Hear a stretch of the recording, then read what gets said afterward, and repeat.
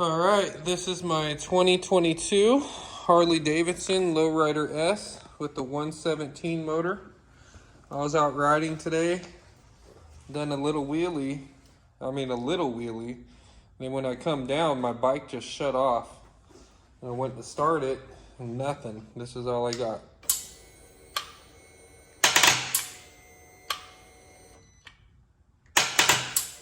Nothing.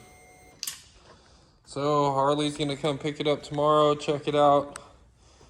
It's probably, I'm hoping, a dead battery or something. I put a charger on it now. So I'll let you guys know what happens.